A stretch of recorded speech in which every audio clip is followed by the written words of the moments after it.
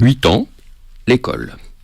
Romain observait la crotte de nez collée au bout de son index. Il ne comprenait pas d'où venait le plaisir qu'il ressentait, ni pour quelle raison il était fier d'avoir recueilli cette sauce singulière du fond de sa narine, mais il l'admirait, elle était assez grosse. Alors il se mit à la faire rouler entre ses doigts. Assis à sa gauche, Frédéric, lui, regardait avec passion Madame Drumont. Chaque fois que l'institutrice tournait la tête d'un côté ou de l'autre, vers la classe ou en direction du tableau, ses boucles d'oreilles en forme de perroquet rouge se soulevaient, ce qui donnait l'impression que les oiseaux allaient bientôt s'envoler. Ce balancement incessant rappelait à Frédéric ses dernières vacances à Fréjus. À la fin du mois d'août, il s'était arrêté un instant avec son grand-père devant un restaurant du centre-ville. Sur le trottoir, pour attirer la clientèle, une grande cage présentait l'attraction des lieux.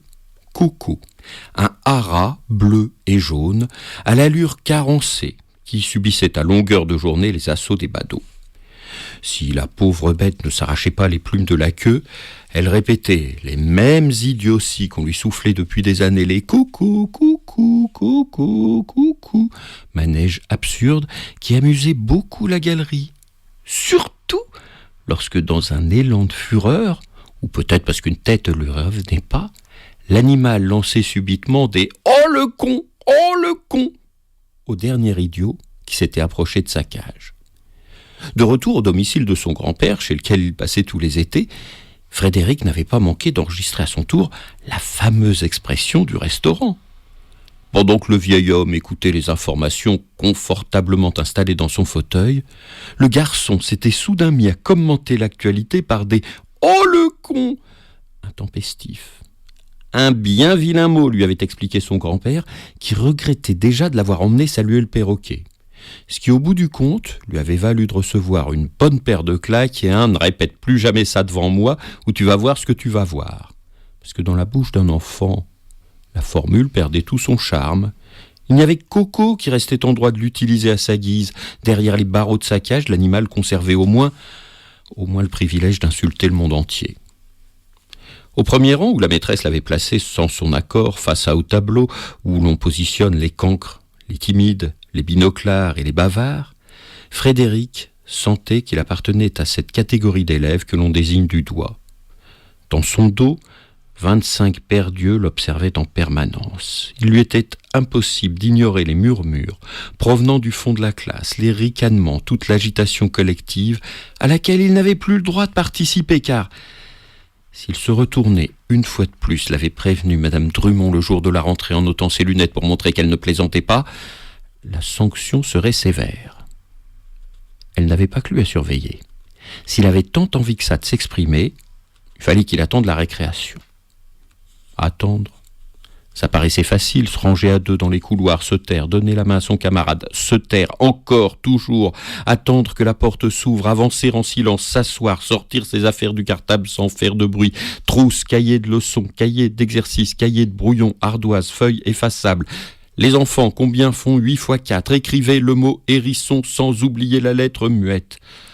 De temps en temps, levez le doigt, attendre. Qui sera choisi ? Moi, chut, tais-toi, sale faillot. Attendre le son de la cloche, le bruit autorisé. Drrrring. Joie diffuse. En moins d'une seconde, en l'air les trousses, le double décimètre et les gommes. Les jambes s'affolent, les visages irradissent et l'urgence du jeu. Rejoindre vite le préau avec les autres, sortir vite. Les cartes de foot des poches, les billes, les élastiques, vite, vite, vite. La vie reprend et ne dure pas. Adieu les fleuves et l'arithmétique bien ennuyeuse, les dictées préparées, les titres soulignés en rouge, en vert, en noir, en jaune, fluo. 30 minutes dans la cour. Folle effervescence, crier, courir, sauter, s'échanger des bonbons, se bagarrer, s'affronter, s'épauler, marcher le long de la grille, faire demi-tour, se raconter des secrets, inventer des histoires, recréer le monde dans l'instant d'une liberté solide, mais provisoire, avant de tout recommencer. Agitant ses perroquets, Madame Drumont faisait de grands traits sur le tableau. Elle avait décidé de leur parler du Rhône, le fleuve à apprivoiser, l'eau proche qui séparait la ville de Valence de la commune de Saint-Péray, l'Est, l'Ouest, ici et là, l'amont, l'aval, quelque chose de schématique qui explique aux enfants la géographie de leur région. Un cercle vert représentait à gauche les montagnes ardéchoises et une petite croix rouge à proximité, le château de Crussol. C'était de ce côté que se situait leur école. Sur la droite apparaissait, hachurée à la craie, la plaine valentinoise entourée par la basse vallée de l'Isère au nord et par celle de la Drôme au sud. Puis, au centre du tableau, telle une frontière irréelle, la longue ligne bleue du Rhône signifiait la puissance du fleuve. Imaginez la fonte des eaux depuis les glaciers des massifs suisses, s'extasiait Madame Drumont devant la classe. Imaginez l'écoulement vigoureux qui creuse les sillons, produit les méandres, sculpte le paysage à la force du courant. Imaginez cela, les enfants. Les éléments sont bien plus forts que nous. La nature est plus belle, la plus puissante des organisations.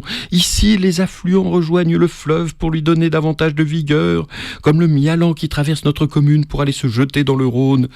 La prochaine fois que vous irez jouer près du cours d'eau, pensez que ce que vous voyez finira un jour ou l'autre dans la mer, pour retourner tôt ou tard sur le sommet des montagnes, car tout est relié, tout sur notre planète a une raison d'être. Souvent, la vieille femme s'enthousiasmait pour des choses qui paraissaient hors de leur portée. Aussi, les enfants ne comprenaient pas toujours ce que racontait Madame Drumont, mais cette distance ne les empêchait pas de la respecter. Depuis le temps qu'elle travaillait à Brémondières, l'institutrice avait vu passer des générations d'élèves. Elle avait vu grandir une bonne partie des habitants de Saint-Péray, retenant le nom de presque chacun. Elle demandait régulièrement des nouvelles d'un tel ou un tel, parti vers la capitale ou descendu plus au sud, vers le soleil et la mer.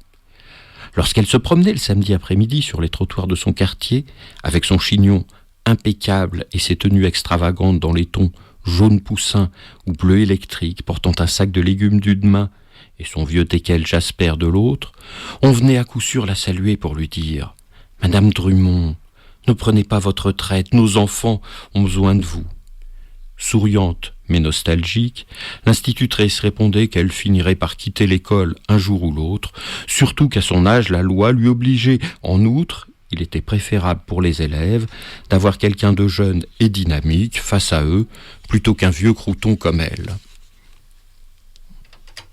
Radio Libertaire 89.4 Bulle Noire, et bien voici avec quoi nous ouvrons cette nouvelle saison de Bulle Noire avec le premier chapitre de Peupler la colline, publié aux éditions Le Passage, le troisième roman de Cecilia Castelli, et vous ne le savez pas encore à l'écoute de ce premier chapitre, mais Cecilia Castelli a chopé les personnages du Petit Nicolas, les a arrachés de l'univers de Sampé et Goscinny et les a jetés dans celui de Denis Léane, par exemple. C'est-à-dire que on est passé de la douceur de l'enfance au cauchemar des adultes. Cecilia Castelli, bonjour. Bonjour. Alors, il faut prévenir nos auditeurs de Radio Libertaire que tu n'es pas dans les studios, mais que tu es en Corse. Est-ce qu'il fait beau en Corse ? Il fait beau, il fait encore très très chaud. Et je suis même dans le sud de la Corse. Je suis à Porto Vecchio pour le week-end, donc il y a encore beaucoup de touristes. Bon alors Cecilia, est-ce que tu t'es souvenu de ces mots qui viennent d'être lus par notre réalisateur Nicolas ? Est-ce que tu as goûté la façon dont il l'a lu ? C'est une très belle lecture. C'est toujours plaisant d'entendre son texte. Surtout là, c'est la première fois que j'entends dans la bouche d'un autre. Donc c'est très émouvant et j'ai beaucoup aimé aussi la comparaison avec le petit Nicolas. On m'a parlé aussi également de la guerre des boutons. Voilà, c'est des univers que j'affectionne particulièrement. Certes, mais toi tu les as balancés dans un univers d'une grande noirceur, ces personnages-là. Exactement. Alors d'une grande noirceur, oui. Disons ma vision un petit peu de l'existence, un petit peu par rapport au drame que va vivre cette famille, de la famille donc de Poitvin, avec cet enfant qui est un petit peu différent des autres. Déjà à l'école, il se fait remarquer par sa différence. Donc on a tous les jeux avec les enfants, avec la thématique de l'enfance. Et exactement après, on a quand même un univers assez joyeux, on va dire, dans la cour de récréation, j'ai pris un grand plaisir de recréer tout cela. avec notamment l'institutrice Madame Drummond.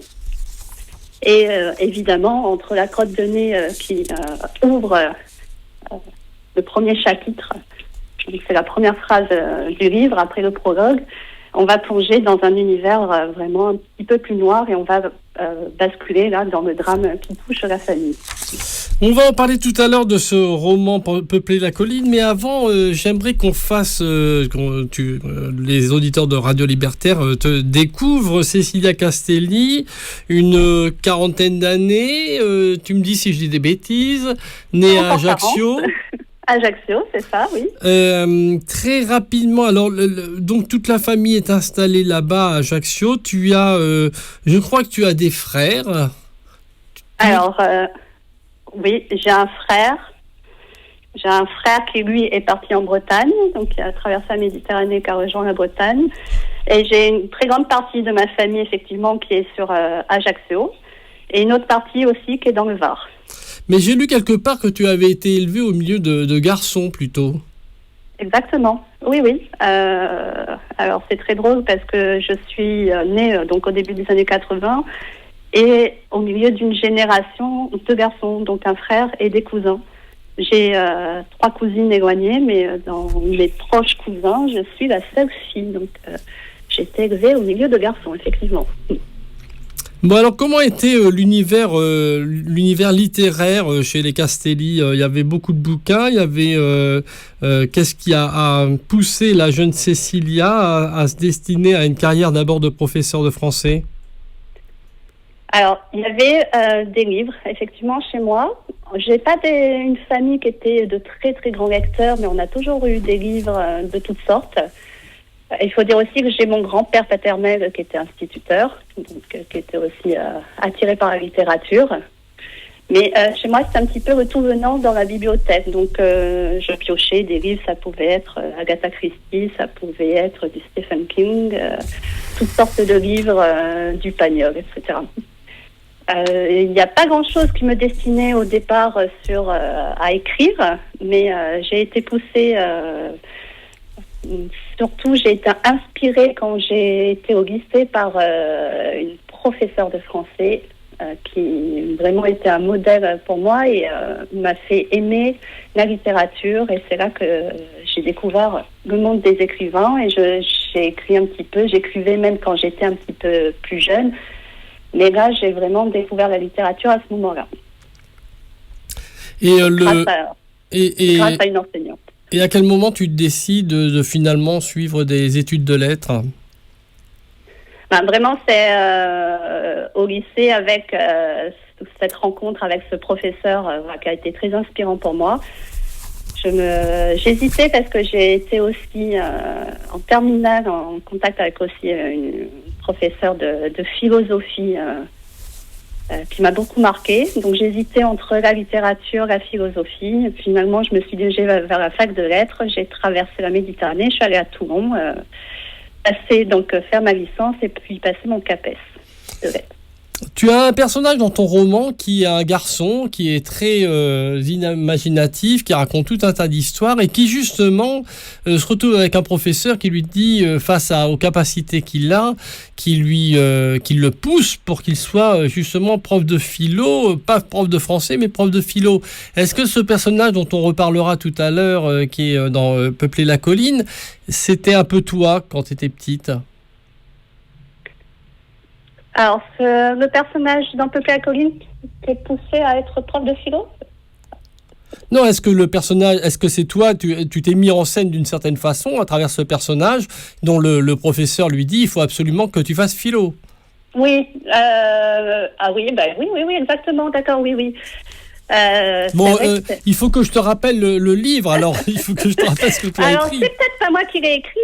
Ouais, c'est pour ça. Non, tout à fait. C'est Frédéric, c'est le personnage là, c'est quand on bascule parce qu'au début du livre, on est vraiment dans les petites classes du primaire et on voit évoluer les enfants et notamment ce personnage de Frédéric qui apparaît dès le premier chapitre. Et quand il devient plus grand, effectivement, il a ce professeur qui le pousse à passer exactement, à faire des études de philosophie. Et c'est exactement, je suis en train de faire le parallèle, oui, avec ma propre existence. Donc, on met beaucoup de soi sans s'en rendre compte dans les livres, exactement. Et oui, et on s'en souvient plus, puisqu'il faut que, que quelqu'un à Radio Libertaire te le rappelle. Alors, après, il y a une espèce de... Tu te lances dans l'enseignement, tu fais 7 ans d'enseignement, donc tu es prof de français, je crois, un peu partout, en banlieue parisienne, mais aussi du côté de Toulon, c'est ça, à Lyon, un petit peu partout. Oui, alors j'ai commencé, ma toute première année, c'était dans un lycée à Fréjus. Et après, on est titulaire et j'ai été envoyée en région parisienne. Et ensuite, je suis descendue dans la Drôme, où se passe le livre, justement. Et là, il y a tout d'un coup un événement qui se produit et qui fait que tu changes du tout au tout. Et je vais te faire écouter un morceau. Tu vas me dire si ça te dit quelque chose, le morceau qu'on va te passer tout de suite et qu'on va passer aux auditeurs de Radio Libertaire. Très bien.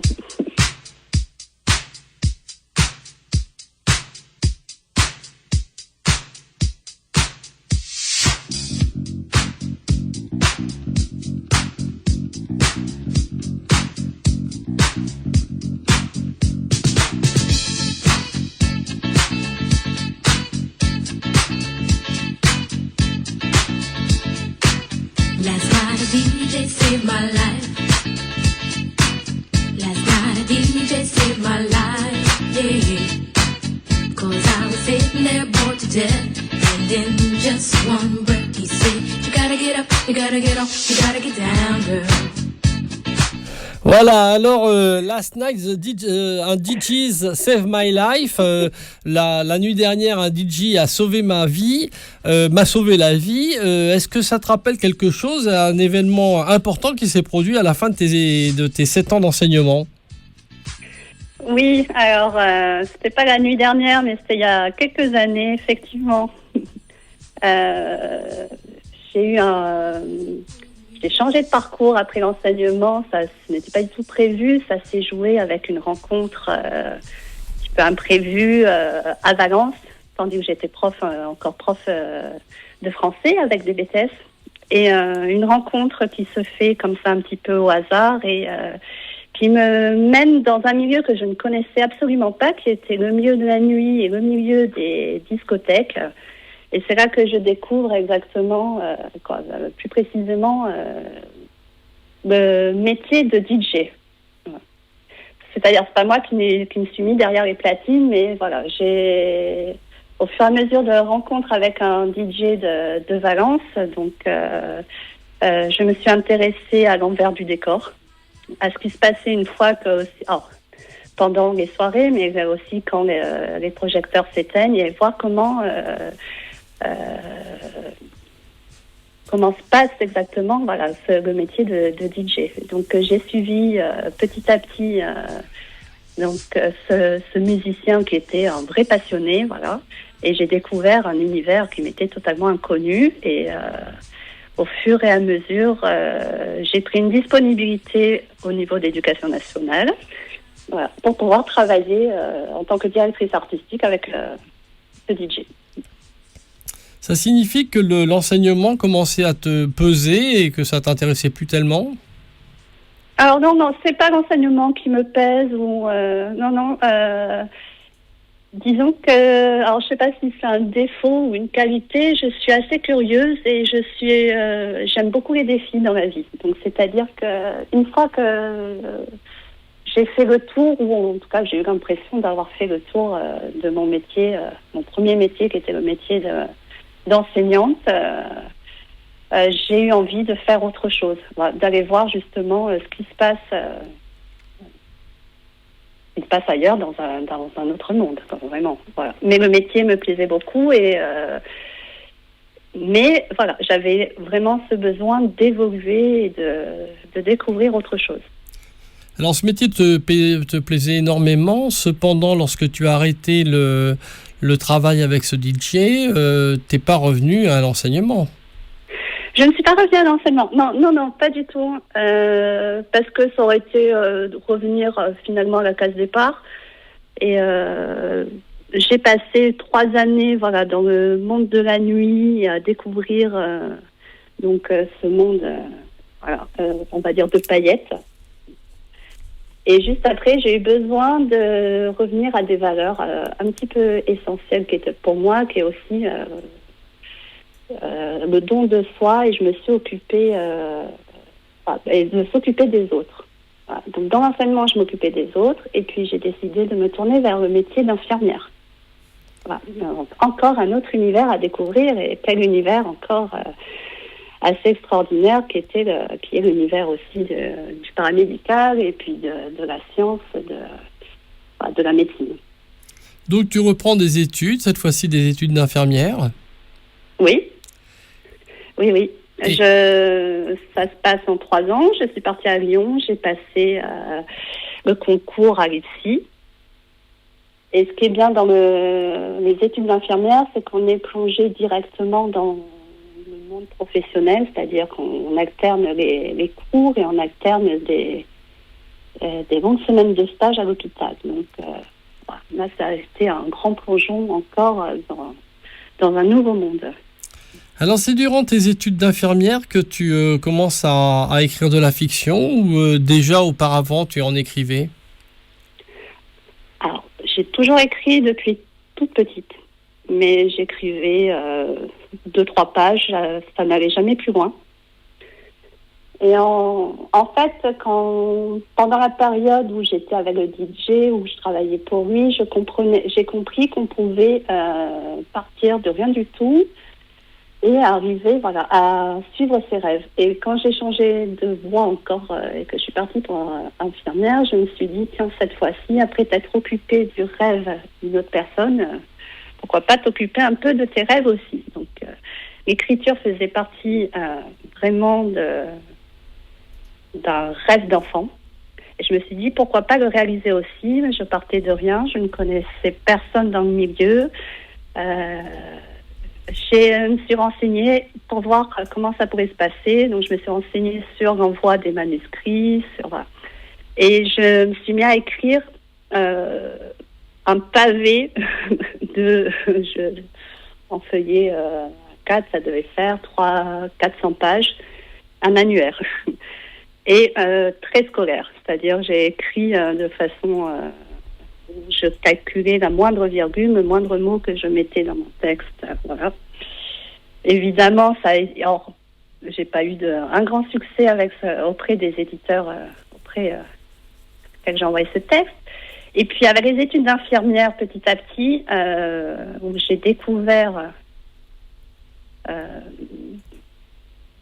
en fait, dans ce métier, on est confronté directement à la souffrance, aux émotions des malades, de leurs proches. Et j'ai eu un soir un besoin vraiment d'exprimer tout ce que je ressentais. Et là, j'ai lâché l'écriture, j'ai lâché vraiment sans rien contrôler. Et c'est là que je me suis mise à écrire de la façon dont je voulais écrire. Et ça a été vraiment je me rappelle de cette soirée-là où j'ai écrit sans contrôle et ça a été la meilleure chose qui m'est arrivée. Alors le texte qui en découle de ce travail sans contrôle, comme tu dis, c'est Mollusque ou c'est un autre texte qui était antérieur à Mollusque ? C'est un autre texte qui est antérieur à Mollusque et c'est un texte qui est encore plus noir. Alors, tout à l'heure, on parlait de Peuple à la colline qui était assez noir, mais en fait, c'est un texte encore plus sombre sur un trentenaire qui se fait amputer de sa 2e jambe et c'était pendant la période en plus des attentats à Paris, donc j'avais ramené ça par rapport à des attentats qui s'étaient passés au Maroc. Et j'avais fait un texte très puissant, mais vraiment très sombre. Et qui a eu, là pour le coup, qui s'est fait remarquer auprès des éditeurs qui m'ont écrit. Alors là, cette fois-ci, j'ai eu des coups de fil et des courriers. Et on a parlé de ce premier texte qui était très difficile pour un premier roman. On a discuté, est-ce qu'on le sort, est-ce qu'on le publie ou pas. Et entre-temps, j'avais commencé un autre texte qui était vraiment aux antipodes de ce texte sombre. Et c'était le début de Mollusque. Voilà. Et c'est là que j'ai discuté avec l'éditeur de mon premier roman, qui est qui sont les éditions du Serpent à Plumes. Voilà. Et je suis repartie sur ce texte qui était très différent et qui a été donc mon premier roman, Mollusque. Bon, ce roman Mollusque raconte l'histoire d'un homme qui s'appelle Gérard et qui assiste à la transformation de son copain, qui s'appelle Patrice, son copain qui devient un mollusque. Oui, alors en fait, Gérard et Patrice sont deux cinquantenaires très bons vivants et qui aiment bien se rejoindre dans un petit restaurant dans une crique. On est au bord de la Méditerranée, il y a une petite crique et un petit restaurant de fruits de mer. Et ils se retrouvent très souvent ensemble pour faire des orgies de plateaux de fruits de mer. Ils en mangent jusqu'à n'en plus pouvoir. Et petit à petit, en fait, l'un des deux personnages, donc Gérard, s'interroge et il se demande ce qui se passe auprès de son ami qui voit se métamorphoser sous ses yeux.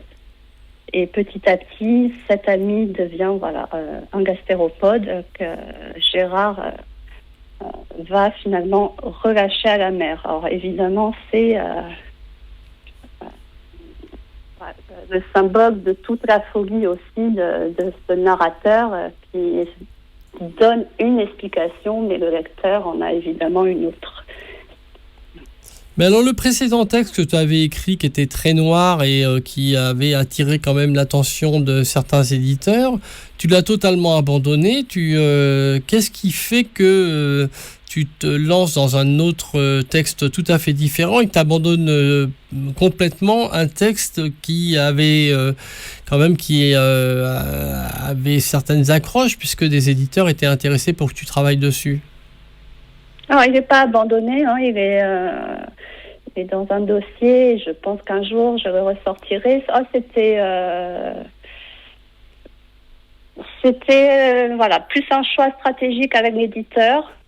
On a trouvé que c'était un texte qui était très, très sombre. Et lorsqu'on sort un premier roman, on s'aiguille vers un style aussi. Et c'était peut-être pas ce qu'il me fallait à ce moment-là. C'était très, très sombre. Mais ce n'est pas un texte que j'abandonne. Et un jour, pourquoi pas le ressortir du tiroir, effectivement. Bon, tu as joué un peu de malchance avec le Serpent à Plumes parce qu'ils ont mis la clé sous la porte peu de temps après la publication de ton roman. Alors, ça a été même avant. C'était 15 jours avant. Donc c'est une maison d'édition qui faisait partie d'un grand groupe et ce grand groupe a été racheté par un autre grand groupe et s'est débarrassé des petites maisons d'édition. Donc ça a été un petit peu la panique parce que 15 jours avant la sortie de mon livre, la maison officiellement n'existait plus. Donc ça a été une discussion avec l'éditeur. Évidemment, on s'est posé la question de comment le sortir. Est-ce que on le sort quand même? Et 15 jours, c'était pour la rentrée de janvier 2019. On a réussi quand même à le faire vite parce qu'il était déjà imprimé, il était prêt à être sur les étals des librairies. Et c'est très frustrant pour un auteur quand c'est en plus son premier livre. Voilà. Donc on a décidé quand même de le sortir physiquement, sachant que derrière il n'y aurait plus d'éditeurs présents en tout cas. Donc ça devait être assez frustrant d'avoir un livre mais qui ne pouvait pas véritablement vivre sa vie de livre puisque la maison d'édition n'existait plus. Ah, ça a été la malchance. D'abord on dit c'est une chance de se faire repérer parce que quand on envoie des manuscrits comme ça par la poste, c'est très difficile de se faire repérer. Donc j'ai eu la chance de me faire repérer très rapidement. Et puis la malchance avec la fermeture, une fois que le livre est entre les mains, mais il y a cet événement qui se produit. Ça a été, ça a été un moment assez douloureux, mais à la fois une grande joie parce que le livre est quand même sorti. Et malgré tout, il s'est fait remarquer et il y avait des lecteurs et voilà. Donc il a pu quand même exister à ce moment-là. On fait une pause musicale. Alors, tu as voulu entendre les Rita Mitsuko. Il y a une raison particulière? C'est parce que j'admire beaucoup les Rita Mitsuko et surtout Catherine Ringer. J'aime la folie qu'elle dégage. On parle de Mollusque et je trouve que c'est un petit peu ce monde-là aussi. De briser les codes, voilà. Ce n'est pas une chanteuse traditionnelle, c'est elle ose et elle est dans sa propre folie et sa folie, elle marche et on adhère à son monde. Très bien, et on se retrouve après les Rita Mitsuko.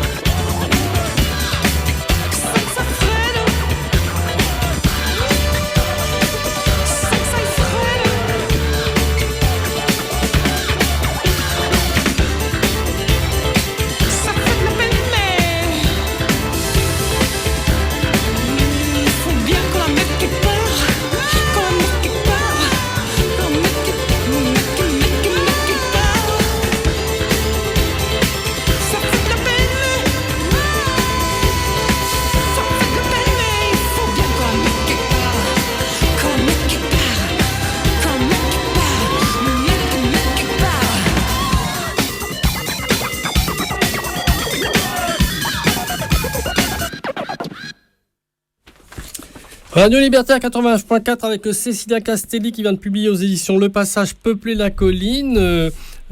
Cécilia Castelli qui est avec nous par téléphone car elle est dans l'île de la Corse tout simplement, en train de se bronzer la pilule. Alors Cécilia, alors que nous sommes dans la chaleur de ce studio parisien, Cécilia, la suite des opérations après, on va pas dire un échec, mais le coup du sort qui t'est arrivé avec Mollusque, tu rebondis assez rapidement avec Frère Soleil. Est-ce que c'est un texte de Frère Soleil que tu avais déjà écrit, qui était dans tes tiroirs ? Alors, excuse-moi, parce qu'on a été coupé en fait. Je n'ai pas entendu la fin de la question. Est-ce que Frère Soleil, le second roman que tu as publié aux éditions Le Passage en 2020, est-ce que c'était un texte que tu avais déjà dans tes tiroirs, que tu avais déjà entamé lorsque Mollusque est paru, ou c'est quelque chose que tu as écrit très rapidement après Mollusque ? Non, alors ça, je ne l'avais pas dans les tiroirs. C'est un texte que j'ai écrit au moment où je suis retournée vivre en Corse, en fait. Parce que à mes 18 ans, j'étais partie donc, pour faire mes études, puis mon métier d'enseignante. Et lorsque j'ai eu mon diplôme d'infirmière que j'ai passé à Lyon, je suis revenue en Corse. Donc à Ajaccio, là où je suis née. Et c'est à ce moment-là où j'ai eu vraiment le besoin d'écrire ce livre, qui est un livre pour moi donc de ces allers-retours entre la Corse et le continent, de ces familles partagées entre l'amour de leur île et aussi l'envie de partir. Ça correspond vraiment à cette période-là. Donc que j'ai écrit, c'est un livre que j'ai écrit après Mollusque. Alors là, tu mets en scène, ça se passe en Corse, tu mets en scène des adolescents confrontés à des choix impossibles ou difficiles.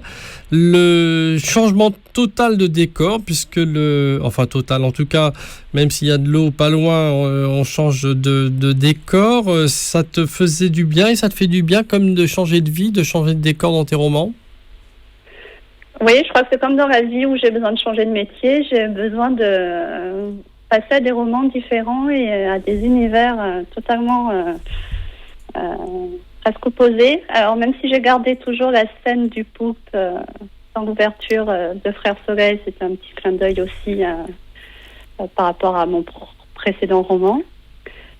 C'est aussi un souvenir que j'avais avec mes propres cousins. Mais oui, il y avait vraiment le besoin de me confronter à une autre écriture, à une autre narration. Dans Mollusque, on était à la première personne et le narrateur était Gérard. Donc il y avait une narration, un langage qui était très oralisé aussi.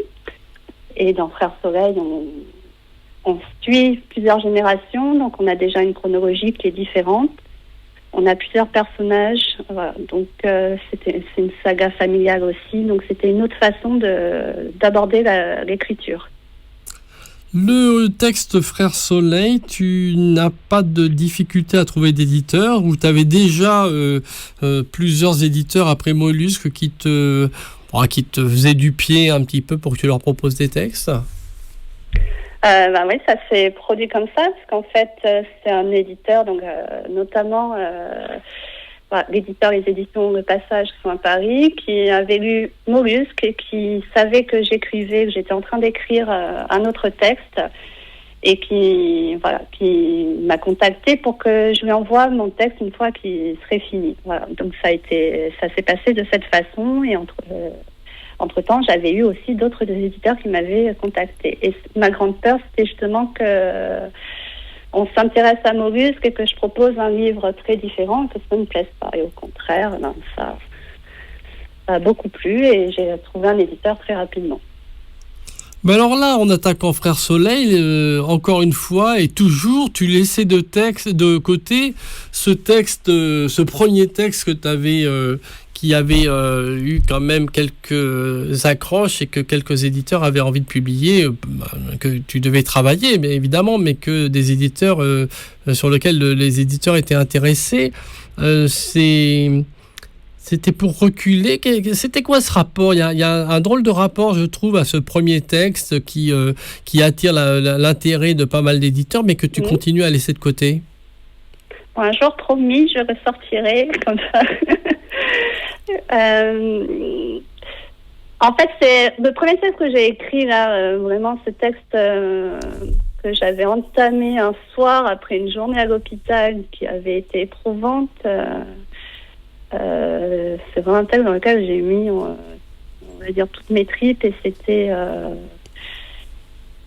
peut-être pas celui que j'avais envie aussi de... C'était pas par ce texte-là, en tout cas, que j'avais envie de me faire connaître. Donc, et puis, j'avais écrit Mollusque, il y a eu l'aventure de Mollusque ensuite, et j'ai eu besoin de continuer à écrire, voilà, et revenir sur un précédent texte que j'avais déjà écrit. Dans ce cas-là, ne m'intéressait pas. Mais je le garde en tout cas, et un jour j'espère m'en sortir. Mais j'étais dans ma lancée, j'ai sorti Mollusque et j'avais besoin d'écrire de toute façon ce texte-là, Frère Soleil, qui correspondait aussi en plus. J'ai eu à ce moment-là, lors de mon retour en Corse, j'ai perdu mon grand-père, donc mon grand-père paternel en Corse. Donc ça a vraiment joué sur l'envie d'écrire cette histoire familiale. Oui, c'était une espèce de retour et d'hommage à ton grand-père, d'une certaine façon. Oui, tout à fait. D'une certaine façon, c'était... En fait, je suis revenue sur les lieux de mon enfance, sur ce terrain au bord de la mer, là où vont jouer les jeunes cousins. C'est exactement le terrain de mon enfance où j'ai passé moi-même tous mes étés avec ma famille. Et pourquoi, dans ce texte, Frère Soleil, tu éludes la fille Soleil, c'est-à-dire la petite Cécilia qui était au milieu de tous ces garçons ? Alors, peut-être pour prendre aussi une certaine distance, voilà, parce que ce n'est pas non plus le récit de ma famille, ce ne sont pas... Il y a beaucoup de soi quand on écrit dans les textes, mais j'ai pas non plus voulu faire un récit familial ou raconter l'histoire de ma famille. Et le fait de prendre des personnages masculins, ça permet aussi une certaine distance, et je me permets après, en tant qu'auteur, de... peut-être plus de choses que si je parlais de moi-même. Voilà, c'était pas le but, en tout cas, de faire un texte autobiographique ou en tout cas de me mettre en scène moi.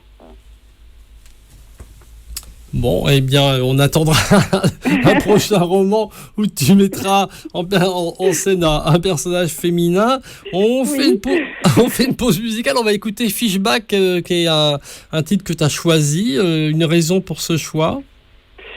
Oui, parce que alors, déjà, je trouve que cette chanteuse,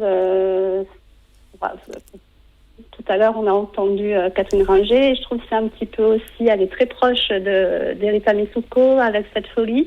Et c'est surtout une chanteuse que j'ai rencontrée l'année où j'ai publié mon premier roman. Donc, j'étais à Bastia, et pour une signature de Mollusque. Et le soir, je dîne au restaurant, et à côté à la table à côté, il y a une jeune personne, et je ne sais pas de quelle façon on entame la conversation, et elle me parle un peu de sa vie. Moi, je lui raconte que je suis là pour la signature de mon livre. Il y a des confidences. Elle me dit qu'elle revient du Festival de Cannes, où elle a tourné dans le film de Canal+, Vernon Subutex de Virginie Despentes, qu'elle était un personnage dedans, et puis elle me dit je joue ce soir en boîte, donc en tant que DJ pour ce coup-là. Elle m'a invitée à la soirée, voilà. Et du coup, j'ai découvert son univers musical aussi, et notamment la chanson qu'on va écouter, qui me plaît beaucoup.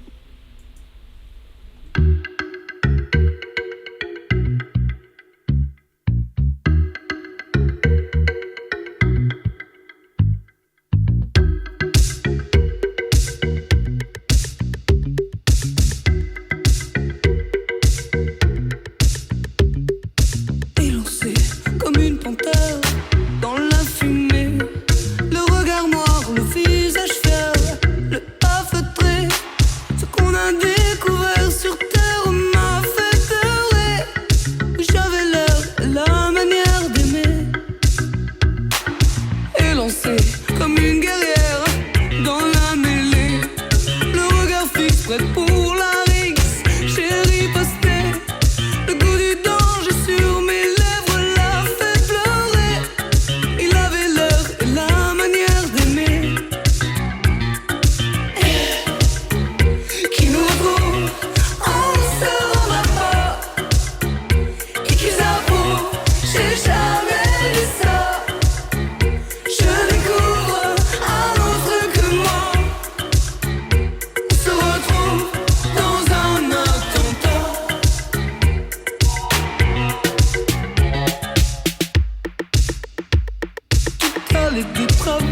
sentais monter dans l'atmosphère.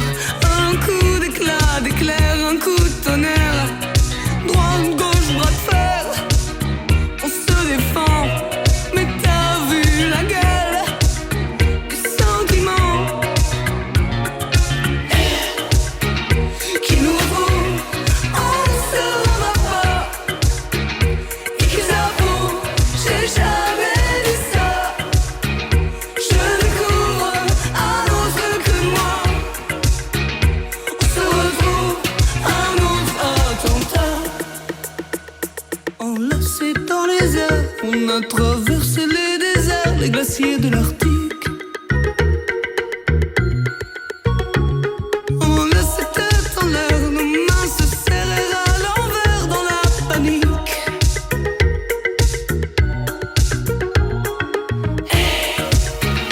Qui nous roule, on ne se rendra pas. Et qu'ils avouent, j'ai jamais dit ça. Je découvre un autre que moi. On se retrouve dans un attentat. Qui nous retrouve, on ne se rendra pas. Et qu'ils avouent, j'ai jamais dit ça. Je découvre un autre que moi. On se retrouve un autre attentat.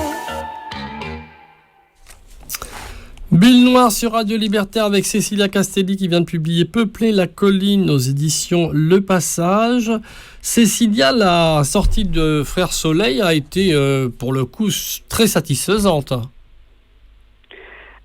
Alors oui, très satisfaisante. C'est sorti, on va dire, dans les conditions normales, sauf qu'on a eu quand même... il est sorti en Le Covid. septembre 2020, exactement. Et un mois après, c'était la fermeture des librairies. Bon, Donc, t'as su. pas non plus des conditions encore extrêmement favorables. Bon, après, le fait qu'il y ait des envois par correspondance pouvait permettre au livre d'exister un peu, même si c'était compliqué de faire que les libraires fassent leur travail. Oui, voilà, il y a eu tout. Les libraires ont trouvé en tout cas le moyen de faire vivre les livres. Et puis il y a eu vraiment une énorme solidarité aussi et beaucoup de lecteurs. Là où c'était pas favorable, c'était compliqué, c'est que toutes les rencontres qui étaient prévues, que ce soit les rencontres en librairie, les salons, les festivals, les rencontres en médiathèque, ça n'ont pas pu se faire. En tout cas, pas comme on voulait. Oui. Bon, Avec, alors, effectivement, ça plombe un petit peu l'ambiance. Le roman suivant, celui dont on va parler dans quelques minutes, Peupler la colline, tu es déjà en train de l'écrire quand Frères Soleil paraît ou tu t'y es mis après à l'écriture de celui-ci ? Non, ça a été vraiment, oui, au moment de l'apparition de Frères Soleil. Ouais. J'avais le titre en tête tout l'été avant l'apparition du second roman. J'avais ce titre, Peupler la colline, et l'envie, peut-être... J'avais une vague idée d'écrire une histoire un peu proche du conte, voilà, de l'univers de l'enfance et du conte. J'avais ça en tête, et ce titre-là. Et ça a été après l'apparition de Frères Soleil que je me suis lancée dans l'écriture donc, de Peupler la colline. Bon, t'avais quoi ? T'avais la trame, tu savais que t'allais mettre en scène l'histoire d'un gamin qui disparaît, ou t'avais quoi comme début de trame pour Peupler la colline ? Oui, voilà, une trame très simple, parce que je ne pars jamais moi, dans des plans élaborés où tout est construit en avance. Je fais vraiment... je sais à peu près le début, le milieu, la fin. J'ai un fil rouge comme ça que je dois suivre. Et ensuite, je laisse vraiment l'imagination et l'histoire se construire. Je lui offre toutes les possibilités de s'étoffer au fur et à mesure d'écriture. J'avais au début l'idée d'un enfant qui disparaît, qui se retrouve donc dans un autre endroit et qui a un rapport avec ses ravisseurs. Voilà, j'étais partie même dans l'idée que les ravisseurs soient vraiment des meurtriers, quelque chose de très noir. Et puis ça, j'ai laissé de côté. Je suis partie sur une autre histoire où le frère du disparu aussi prend sa place et a une importance dans le livre. Bon, finalement, c'est pas tout à fait ça d'ailleurs qui se passe dans Peupler la colline. Le choix des lieux, alors on est à Saint-Péray, on est dans les Ardennes. Tu déplaces encore une fois en géographie. Pour quelle raison? Alors, on est en Ardèche, en fait. Ouais. Saint-Péray, c'est vraiment, c'est l'Ardèche et c'est à la frontière avec la Drôme, avec Valence. Tout simplement parce que c'est un lieu que je connaissais bien, puisque quand j'étais enseignante, après mon passage en région parisienne, j'ai été mutée dans la Drôme et j'ai découvert donc la ville de Valence, j'ai découvert Saint-Péray, Romans-sur-Isère, et notamment à Saint-Péray, il y a cette colline avec les ruines d'une forteresse médiévale. Voilà. Je me rappelle que ce lieu m'avait marqué. Je ne sais pas pourquoi, la première fois que j'étais allée, et j'y suis retournée assez souvent, j'avais une sorte de fascination et en même temps, je ressentais un malaise que je ne pouvais pas expliquer. Il y avait quelque chose qui m'attirait et une sorte... je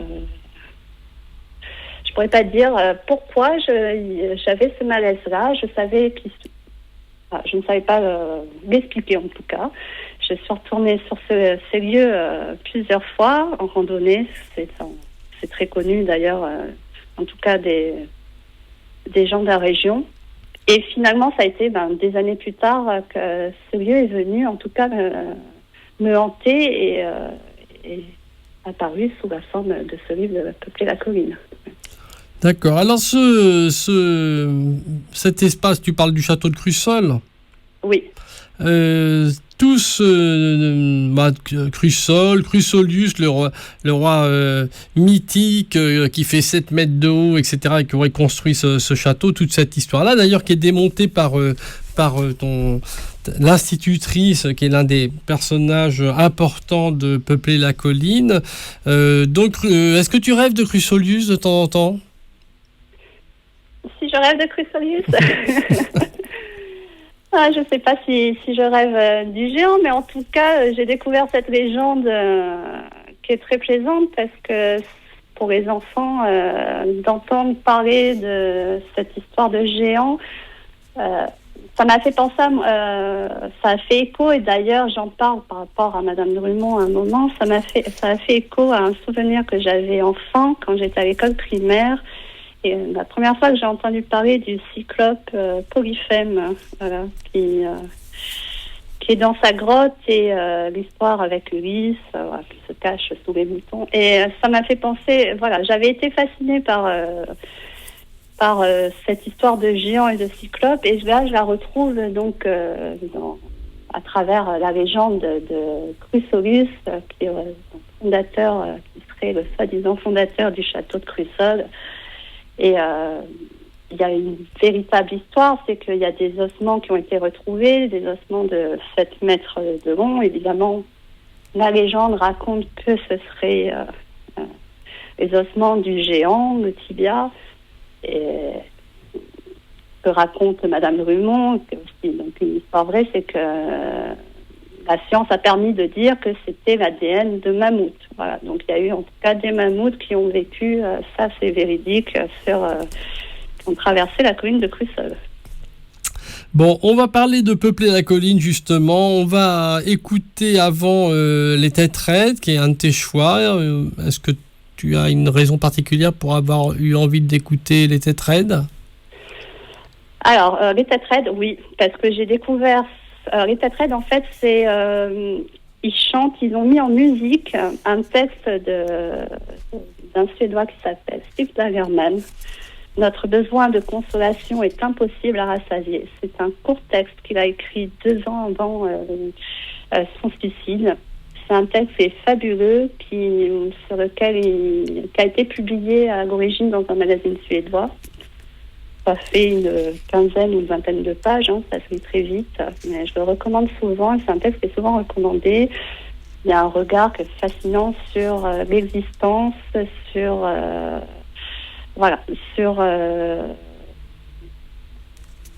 c'est un homme qui cherche un repère, voilà, et qui se pose des questions sur qui se demande à quoi on peut se raccrocher dans l'existence. Et c'est un très très beau texte. Et Ted Red, alors la chanson initiale dure plus de 20 minutes. Je pense pas qu'on va passer 20 minutes de ce texte, mais en tout cas, mis en chanson par Ted Red, c'est encore plus beau et vraiment, ça met en valeur tout ce qui est dit, chaque mot est mis en valeur.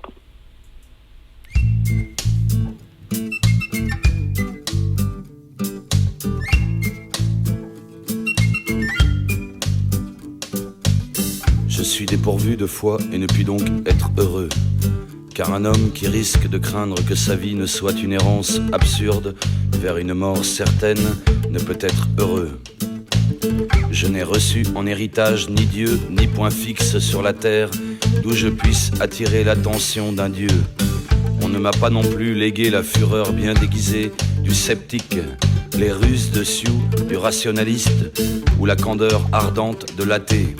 Je n'ose donc jeter la pierre ni à celle qui croit en des choses qui ne m'inspirent que le doute, ni à celui qui cultive son doute, comme si celui-ci n'était pas, lui aussi, entouré de ténèbres. Cette pierre m'atteindrait moi-même, car je suis bien certain d'une chose, le besoin de consolation que connaît l'être humain est impossible à rassasier. En ce qui me concerne, je traque la consolation comme le chasseur traque le gibier. Partout où je crois l'apercevoir dans la forêt, je tire. Souvent je n'atteins que le vide, mais une fois de temps en temps, une proie tombe à mes pieds.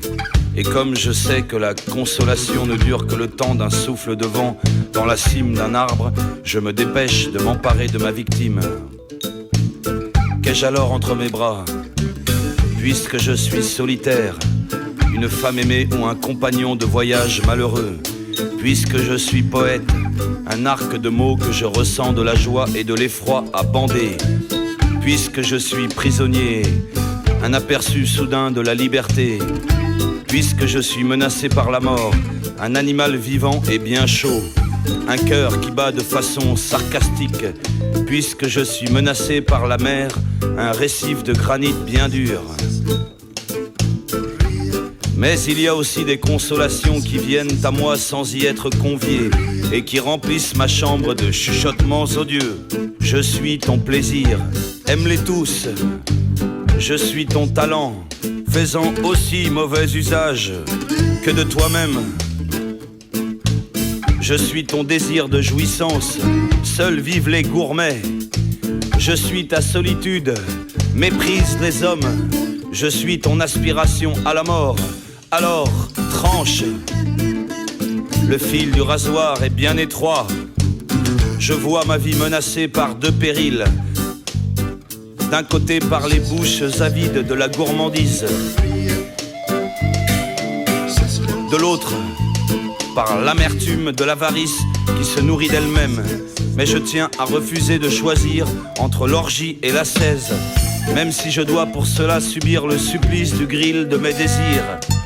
Pour moi, il ne suffit pas de savoir que, puisque nous ne sommes pas libres de nos actes, tout est excusable.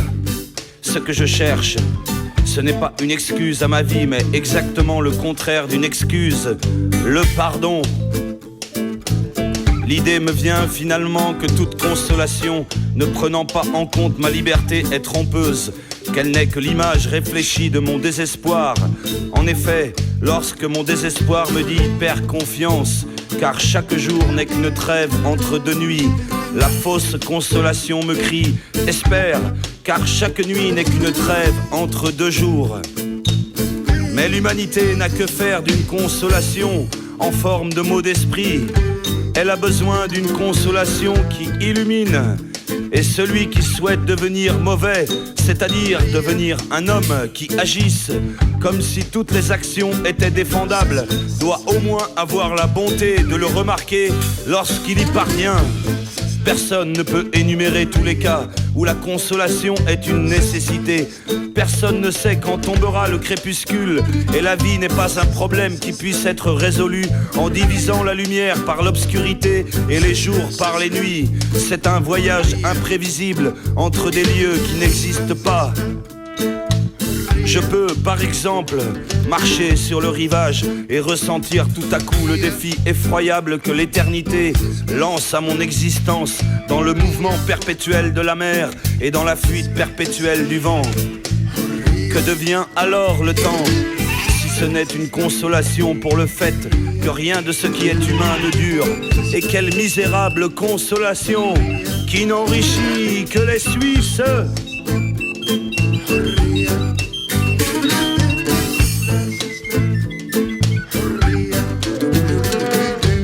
Je peux rester assis devant un feu dans la pièce la moins exposée de toutes au danger et sentir soudain la mort me cerner. Elle se trouve dans le feu, dans tous les objets pointus qui m'entourent, dans le poids du toit et dans la masse des murs. Elle se trouve dans l'eau, dans la neige, dans la chaleur et dans mon sang.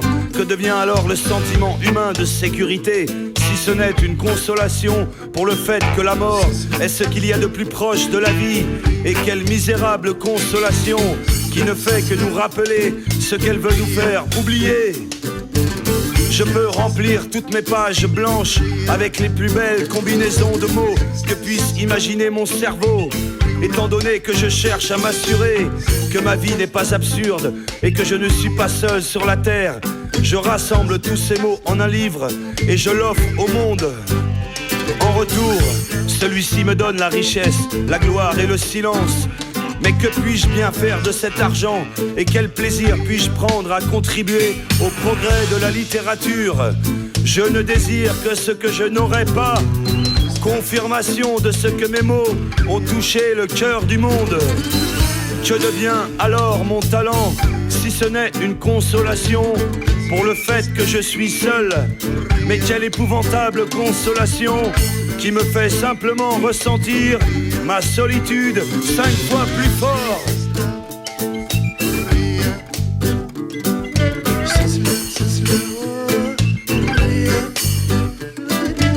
Je peux voir la liberté incarnée dans un animal qui traverse rapidement une clairière et entendre une voix qui chuchote: vis simplement, prends ce que tu désires et n'aie pas peur des lois. Mais qu'est-ce que ce bon conseil, si ce n'est une consolation pour le fait que la liberté n'existe pas? Et quelle impitoyable consolation pour celui qui s'avise que l'être humain doit mettre des millions d'années à devenir un lézard.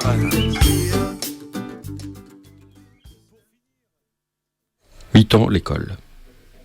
Avant d'inscrire leur fils à Brémondières, les parents de Romain Poitvin avaient prévenu la directrice, ainsi que l'ensemble du corps enseignant, que le petit dernier de la famille ne serait pas comme son grand frère Thibaut, ni comme sa grande sœur Charlotte, lesquels n'avaient d'ailleurs jamais posé le moindre problème. Avec Romain, il fallait s'attendre à une situation plus complexe. Rien de dramatique, avait-il assuré l'air convaincu. Simplement, il était probable que leur fils ait quelques réactions inhabituelles, car selon leur dire, Romain était tel un petit poisson qui nageait à contre-courant du monde. « Oh, ne vous inquiétez pas, avait-il poursuivi. C'est un garçon loin d'être turbulent, il est seulement, disons, à part. Peut-être plus lent dans ses gestes, légèrement dans la lune, c'est ça. Il semble dans la lune, mais si vous le voyez à la maison, lorsqu'il est avec son grand frère, qu'il adore, il pose toujours des tas de questions et s'intéresse à des choses qui ne sont pas de son âge, c'en est même étonnant. Ah, des choses qui ne sont pas de son âge, avait répété la directrice intriguée par cette dernière révélation. Oui, vous savez, des sujets censés préoccuper davantage les adultes que les enfants de 6 ans, des trucs comme la vie, la mort, pourquoi on est là, des questions de ce style. Tenez, Dieu, par exemple. C'est drôle, mais depuis tout petit, il s'intéresse aux églises. Ça lui plaît beaucoup, c'est une véritable passion. C'est sa grand-mère, mamie Jolène, qui l'emmène à la messe, parce que nous, on n'aime pas ça, les prêtres, les églises, et de toute façon, on n'aurait pas le temps, on travaille toute la semaine. Mais Romain, lui, est capable de rester des heures assis sur un banc à examiner tout ce qu'il voit. C'est dingue. Croyez-nous, c'est un enfant très sage. Il demande juste une surveillance, disons, plus importante par rapport aux autres. Dans notre école, avait répondu d'un ton sec la directrice, quelque peu irritée par les nombreuses requêtes des parents d'élèves qu'elle recevait dans son bureau à chaque rentrée scolaire, sachez que nous faisons attention à tout les enfants, quel que soit leur âge et leur différence. Mais évidemment, s'il faut, avec Romain, nous redoublerons de vigilance. Les premières années à Brémondières pour le jeune Poitevin avaient été chaotiques. Avec l'abominable Monsieur Pérez, le courant assurément ne passait pas. C'était chaque jour punition sur punition, sans oublier les châtiments corporels. L'instituteur abusait de sa règle pour taper sur les doigts de l'enfant. « Je vais t'apprendre à te curer le nez », déclarait-il, les sourcils froncés, la bouche crispée. Ou, saisissant une mèche de cheveux au niveau de ses tempes, il le secouait et ne s'arrêtait que lorsque son élève se tordait de douleur. « T'as compris, Romain ?» lui demandait-il. « T'arrêtes, hein ?» On savait M. Pérez très dur, capable de faire plier les plus récalcitrants. Il avait déjà remis dans le droit chemin bon nombre d'impertinents, les malmenant par les oreilles, les soulevant par le col, leur donnant de sacrés coups de pied aux fesses pour les faire avancer. Cela faisait partie, se justifiait-il, de son rôle d'éducateur. Un bon instituteur digne de ce nom devait avoir, selon ses principes, une autorité naturelle et engendrer la peur chez ses élèves. Avec lui, on devrait craindre d'oublier un seul mot de sa leçon. On devait redouter de ne pas connaître sur le bout des doigts sa table de multiplication. On devait s'appliquer à écrire parfaitement droit entre les lignes, à se tenir avec élégance au tableau pour réciter à haute et intelligible voix le poème du jour en y mettant la juste intonation. Il y a des mots qui font vivre et ce sont des mots innocents, le mot chaleur, le mot confiance, amour, justice et le mot liberté. Paul Éluard, s'exclamait l'instituteur quand il s'agissait d'évoquer son auteur favori. Retenez bien ce qu'il nous dit, amour, justice et le mot liberté. Parce que la poésie, mes enfants, fera de vous des gens savants et sensibles avec un cœur solide. Soyez donc libres, soyez donc justes, les deux à la fois. Si vous n'êtes ni l'un ni l'autre, refermez vos cahiers et rentrez chez vous. L'école ne vous aidera pas et moi non plus par ailleurs. Il y a un temps pour tout et nous ne sommes pas là pour perdre le nôtre. Nous sommes ici entre les murs de l'école de la République pour apprendre. C'est la plus grande chance qui nous est offerte. Apprendre, mes enfants, apprendre. Voilà, c'était un extrait de Peupler la colline, le dernier roman publié aux éditions Le Passage, un dernier roman de Cécilia Castelli. Cécilia Castelli qui est avec nous par téléphone. Cette lecture de ce texte nous fait bien entendre d'une part que l'univers dans lequel se situe ce roman, dans le fond, est pas tellement daté. On a peut-être un peu. Est-ce que c'est de la nostalgie ? Est-ce que c'est on est très en arrière dans le temps ? Ou est-ce que c'est la jeune Cécilia qui se rappelle de son enfance, ou une école rêvée ou sublimée, ou je ne sais pas comment on peut dire. En tout cas, c'est l'école comme j'ai pu la connaître aussi, parce que c'est ce professeur, cet enseignant-là qui est très dur. C'est aussi un enseignant qui était dans mon école primaire. Je m'en suis inspirée. J'ai grossi les traits vraiment aussi, mais je me rappelle de cet enseignant qui était déjà âgé et qui tirait les cheveux des élèves et qui tapait sur les doigts. Et c'est sûrement aussi des souvenirs de l'école telle qu'on se l'imaginait quand on était enfant aussi. Et quand j'ai été enseignante, ça a été vraiment aussi un autre monde, parce que on n'avait plus du tout ce rapport-là avec les enfants, et c'est tant mieux. En tout cas, les châtiments corporels, je pense, ont traumatisé quelques générations. Bon, Paul Éluard, c'est un auteur, si c'est un des auteurs importants pour ton instituteur de ton enfance, est-ce que c'est un auteur justement que tu as continué à enseigner et où tu as totalement adhéré au vu de ton instituteur ? En fait, c'était vraiment un passage que j'ai repris pour Éluard. Je pense que ça fait partie des auteurs classiques que l'on étudie en classe. Je me souviens, moi, j'ai toujours ce cahier de poésie de mon école primaire avec la couverture épaisse et rose où on écrivait des poèmes qu'on apprenait par cœur et c'est l'image de l'élève qui va au tableau et qui va réciter par cœur des mots qu'il ne comprend pas toujours, voilà. Et j'ai repris ce passage de Paul Éluard qui pour moi est un grand classique. Et justement, il y a le mot chaleur, le mot confiance, et c'est peut-être tout le contraire de cet instituteur qui veut en faire trop et qui effraie et qui terrorise ses élèves. Voilà, il est tellement enthousiaste et il a la passion de l'école, l'école de la République. On est là pour apprendre, mais c'était pour montrer le contraste entre les mots et la poésie et cet instituteur qui n'est pas si chaleureux que ça. Alors d'ailleurs, ce professeur, c'est une espèce d'ovni dans le roman. Il apparaît juste là, durant ces 2 ou 3 pages. L'un des personnages principaux, en revanche, c'est une institutrice. C'est l'institutrice du gamin qui va disparaître et qui, elle, à la suite de sa disparition, qui elle aussi a un fonctionnement un petit peu à l'ancienne. Elle fait mettre des bonnets d'âne aux élèves et elle les fait foutre dans un coin. C'est quand même pas le truc le plus moderne du monde. Non, voilà, on est dans une autre époque, en tout cas dans l'enfance. J'avais situé plutôt ça dans les années 80, mais justement, même cette histoire de bonnet d'âne, c'est encore plus ancien. Et justement, c'est cette institutrice qui est proche de la retraite et qui veut aussi garder, c'est l'institutrice traditionnelle. Et alors, elle, c'est le contraire de M. Pérez, et elle est très chaleureuse et très proche de ses élèves et un petit peu excentrique aussi. Mais elle a du mal à basculer aussi dans la modernité. Donc, elle garde des... Alors, pour le coup, elle n'est pas du tout dans le châtiment corporel comme M. Pérez qui tape sur le doigt des élèves avec des règles. Mais elle pense que d'envoyer les élèves réfléchir dans un coin, c'est une façon de les punir sans avoir recours à des méthodes plus douloureuses comme celle de M. Pérez.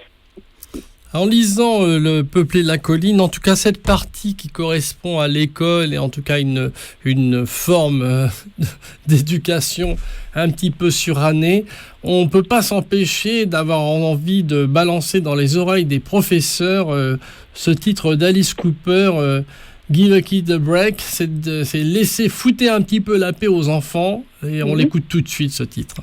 Don't know I'm down here.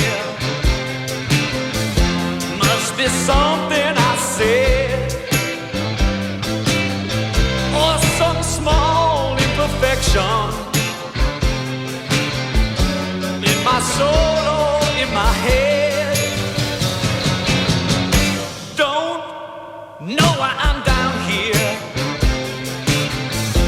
Don't deserve to roast or bake. I'm fighting off slanderous allegations.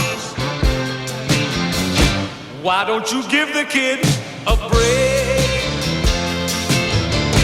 Don't you think maybe we could talk this over?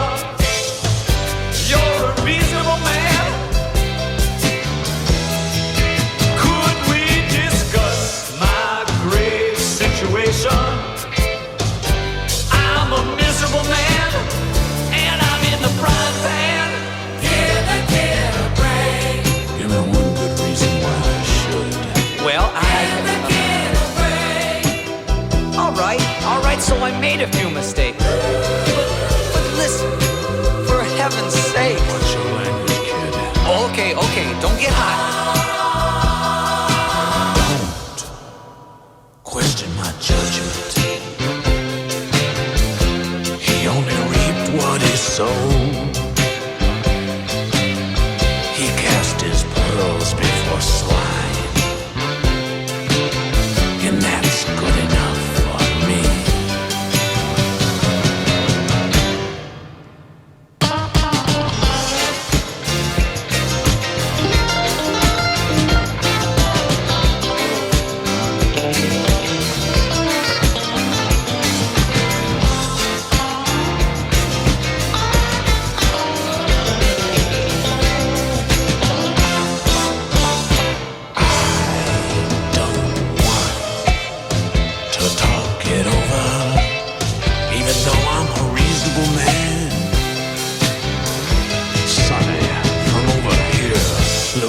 you're in no position to bargain. You're a convicted man, you're right in the frying pan. Give the kid a break. Yeah, please, give me a break. Give the kid a break. No, I don't think so, man. Come on, you know I got what it takes. Can't you give me a break? Sure thing, kid. When hell freezes over. You're on my side. Don't give the kid a break. Yeah, well, thanks a lot, pals. Listen, boss, maybe we can make a little deal. Is there anything I can say or some kind of fine I can pay? Anything? Don't. Noah, I'm down here. Must be something I said I'm sorry for. Or some small imperfection in my soul or in my head. Some sort of imperfection. It might be an infection or a clear case of misdirection. Yeah, it might be a small imperfection in my soul.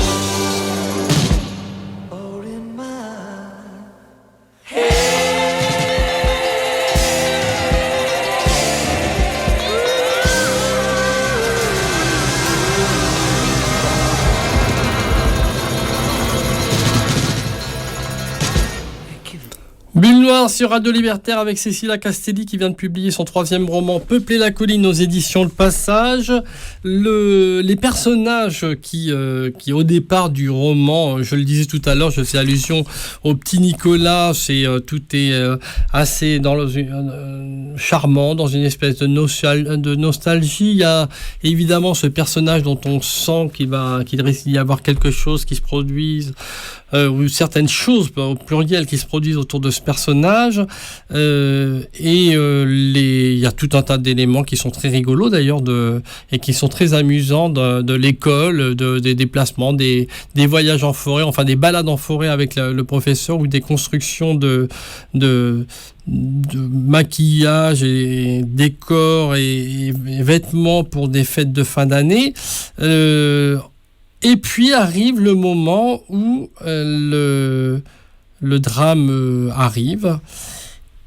Et tout à l'heure, Cécilia, je faisais allusion à un personnage que tu mets en scène qui s'appelle Frédéric, qui est un gamin qui est très très inventif, qui est un copain de Romain, qui est un gamin assez rigolo, et qui justement, c'est lui qui, dont un prof de philo va lui demander est-ce que tu veux pas plutôt devenir prof de philosophie. Et pourtant, on sent poindre un romancier chez ce personnage. Alors justement, Nicolas va lire un extrait du roman et je te poserai une question après concernant ce personnage. Très bien. Frédéric avait dit la vérité, c'était à cause de la sorcière. Il l'avait vue. La vieille dame toute fripée vivait dans une cabane à Crussol. Elle passait ses journées à remuer une grande cuillère en bois dans un chaudron magique. « Qu'est-ce que tu racontes, Frédéric ? Pourquoi tu dis une sorcière ? T'as vu quelque chose ? Dis-le nous, c'est important. »« C'est à cause de la sorcière, leur répétait l'enfant. On est allé la chercher quand les autres mangeaient.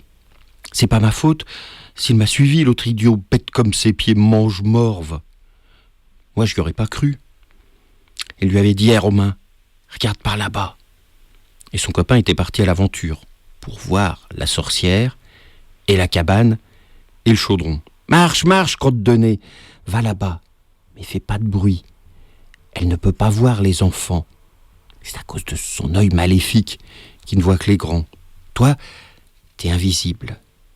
Si tu fais du bruit, par contre, hop, elle disparaîtra. Tu verras des tas d'écureuils se mettre à courir partout sur les branches et le long des chemins. Au secours, elle fait de la bouillie, de la compote pour ses vieilles dents. Soupe d'écureuils aux noix et aux orties. Plouf! Plongée dans la potion, avec un peu de potiron et une noisette de beurre. N'importe quoi. Tac, tac. Ne me crois pas, on va aller là-bas. Je te dis qu'il y a une cabane, viens.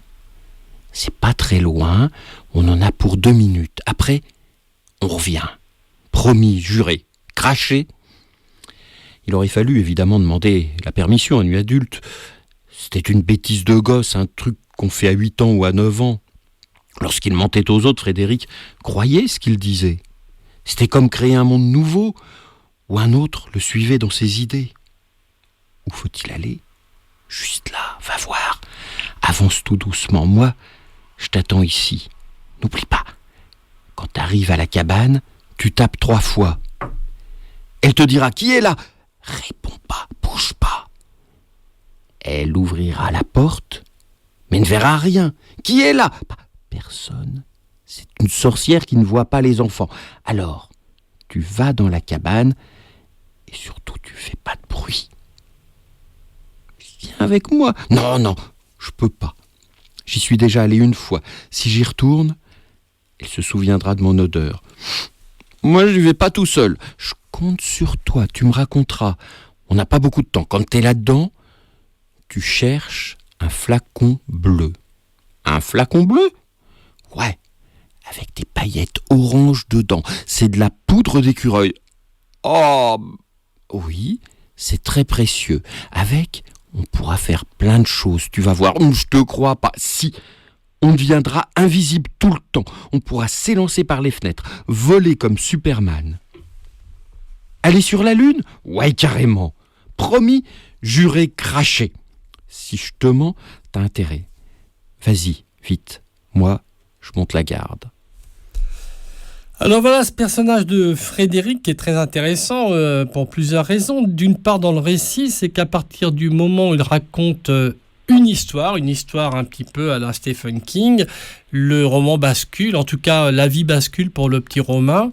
Et donc j'ai 2 questions à te poser. C'est s'il y a d'une part, est-ce que justement la bascule dans un roman se situe, ou dans la vie se situe à partir du moment où on vous raconte une histoire incroyable. Et d'abord, tu peux répondre à cette question. En fait, oui, c'est cette rencontre avec cet élève Frédéric, donc qui va totalement jouer sur le destin de Romain.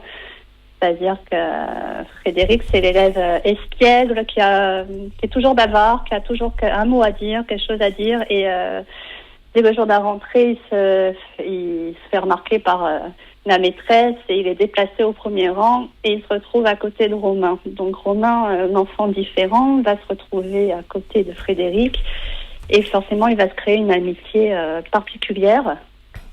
Et la rencontre de ces 2 caractères va influencer sur le destin. Et si Frédéric, lui, est dans le jeu, dans l'imagination, il raconte des histoires, il y croit à moitié, en tout cas, qu'est-ce que ça va faire sur Romain, qui, lui, est le petit garçon naïf et qui va croire et qui va être un petit peu en admiration devant ce garçon qui représente aussi presque un modèle pour lui, voilà.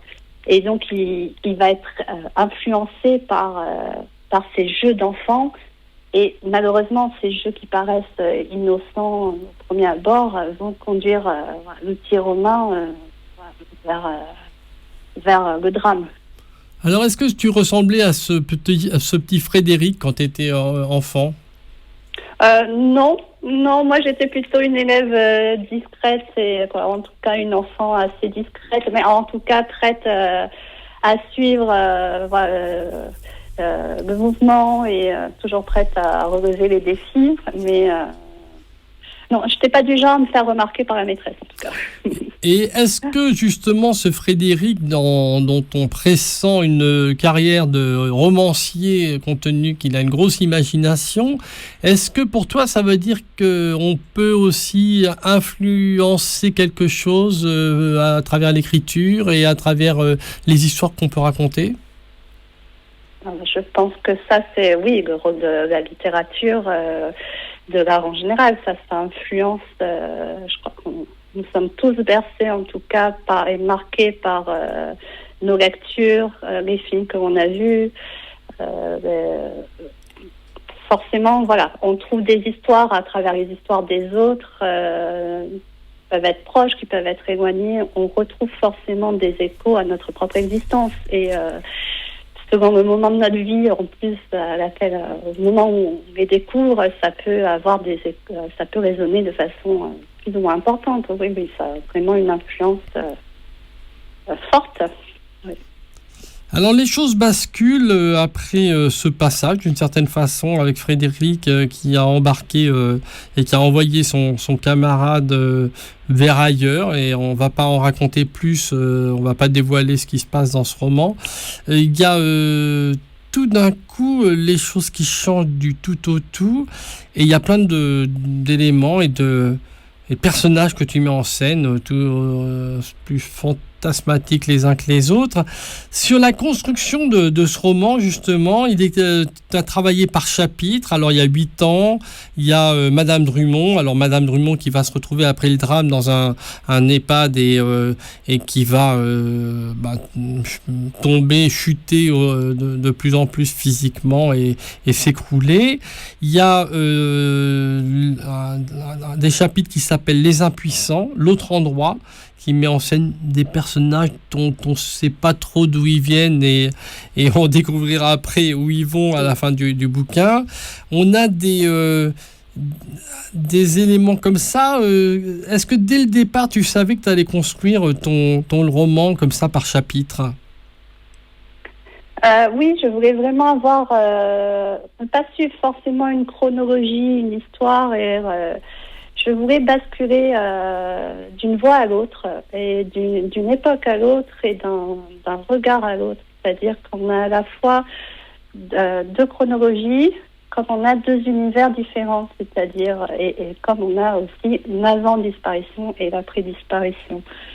Donc on suit l'enfance de Romain, on le suit également, on sait, nous en tant que lecteurs, ce qui lui arrive, mais évidemment, au même moment, au moment de sa disparition, c'est le désarroi, sa famille pose des questions et ne sait rien. En même temps que le lecteur découvre ce qui se passe pour Romain, la famille n'a aucune réponse, et c'est ça qui est compliqué, et pour Madame Drummond aussi, qui a une culpabilité très forte et qui, elle, décline. Et donc, on passe d'une voix à l'autre, et je trouvais ça plus intéressant de découvrir, au fur et à mesure, ce qui se passe pour le petit garçon, et en même temps, avoir les interrogations de la famille. C'était ce contraste-là qui était très fort. Mais l'ordonnancement de tes chapitres, il était comme ça dès le départ. Tu savais que ça allait être disposé comme ça, parce qu'évidemment le lecteur est pris à contre-pied à chaque fois et de façon très très agréable, il faut le dire. Mais on est toujours surpris par le chapitre qui suit le précédent, et on découvre à chaque fois, on est plongé dans un univers. Ça, c'était posé dès le départ et tu n'y as pas touché à la fin? Non, ça, j'ai vraiment pas. C'est très rare que je touche les chapitres. Je crois que ça m'arrive. Ça m'est pas arrivé pour ce livre.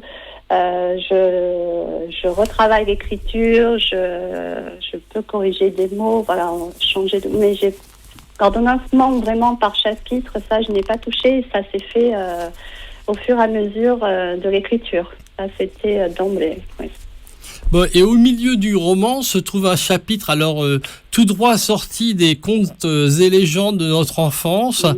C'est un conte, oui.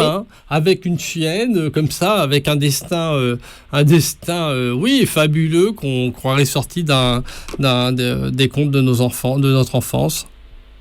Ah oui, ça a été un passage. J'ai pris beaucoup de plaisir à écrire ce passage, évidemment avec la chienne Norca. Ça va être une rencontre un peu plus tard qui va faire le petit garçon Romain. Et évidemment par le jeu de l'imagination, les jeux qu'il a connus avec Frédéric finalement se poursuivent quand il fait la rencontre avec ce chien. Il s'attache à cet animal et il va lui donner des pouvoirs en tout cas, et c'est aussi la magie de la littérature, c'est de faire parler des chiens et de les faire voyager, de leur faire vivre des aventures assez extraordinaires, et ça a été un vrai plaisir en tout cas d'écrire ce passage. Et puis parfois on a l'impression que l'autrice, Cécilia Castelli, a des flashs. Alors des flashs, je ne sais pas, de son enfance, ou de il n'y a pas très longtemps. Tu mets en scène des personnages au détour d'une phrase. On se retrouve avec une voisine de palier, Ornella Riviera, qui tirait les cartes et lisait l'avenir dans les lignes de la main et qui raconte des histoires de fantômes et de dieux. Ça sort d'où ça, tout d'un coup? C'est des passages assez étranges qu'on retrouve. Et il y en a pas mal dans le roman. Alors, ça sort d'où? C'est une bonne question, parce que non, je ne crois pas avoir eu de voisine qui tirait les cartes. Ce personnage-là, ça fait partie, je pense, des figures archétypales comme ça que j'ai dû rencontrer sûrement dans mes lectures. Voilà. C'est un imaginaire, des personnages très forts de la voyante, puisqu'après, dans une partie du livre, on va basculer vraiment dans un univers inquiétant, et ça fait partie aussi, d'un de ces personnages, comme avec les personnages de l'autre endroit, les impuissants, de ces personnages forts, un petit peu marginaux, et qui vont jouer aussi un rôle malgré tout. Ça peut être par une phrase, cette voisine-là a quand même un rôle important dans l'histoire aussi, malgré tout. Bon, c'est un peu compliqué d'ailleurs d'en dire un peu plus sur ces personnages qu'il y a autour.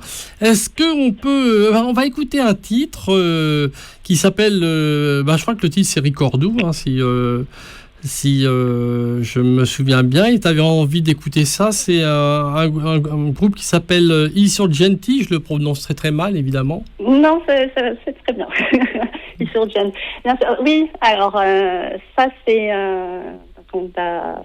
parce que dans la polyphonie corse, dans un autre univers, alors qui serait peut-être plus proche de l'univers de mon deuxième roman, Frère Soleil, j'avais envie dans cette playlist d'écouter aussi, d'avoir en tout cas une chanson qui me touche beaucoup. C'est aussi une chanson qui est sur la perte, sur le temps qui passe, Sensate aussi, c'est sans toi. Je vous la fais découvrir.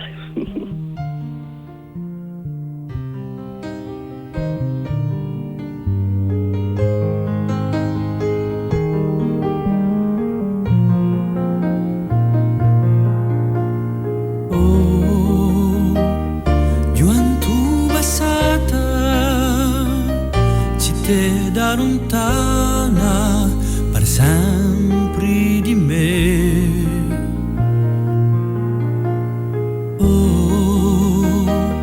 Passioni voltata,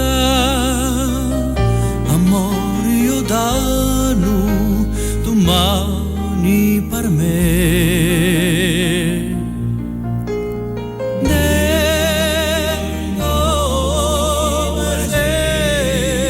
Chi posso fare senza te?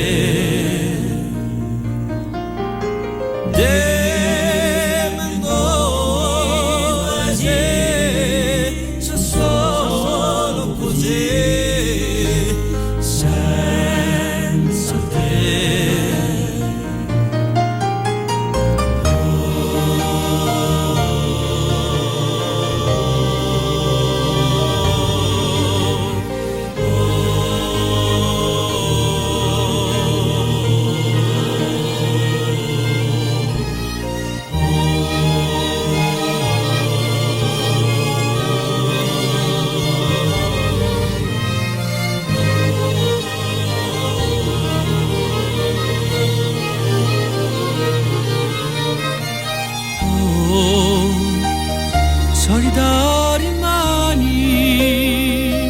a cielo che canta l'amore di la pena.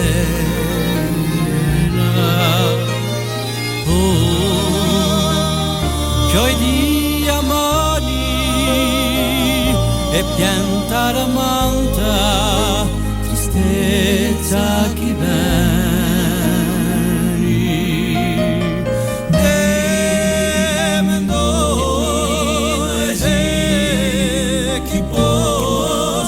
qui senza te.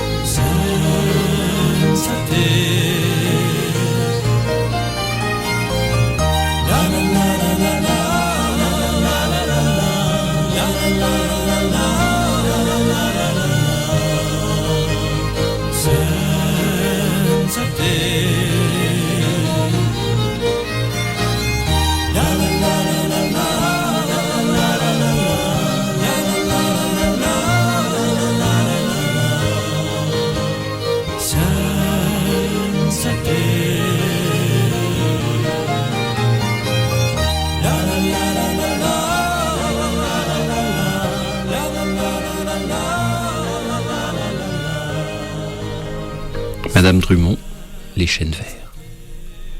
Dans son appartement, quand elle avait toute sa tête, elle conservait des piles de livres, des romans de gare, des romans à l'eau de rose, des manuels scolaires, des volumes anciens, des dictionnaires et des grands classiques. À 20 ans, en une nuit, elle avait lu Léo de Hurlevent d'Émilie Brontë. Elle ne sait pas pourquoi ce titre lui revient à l'esprit. Elle se demande, en fixant le plafond, s'il aurait fallu haïr Heathcliff.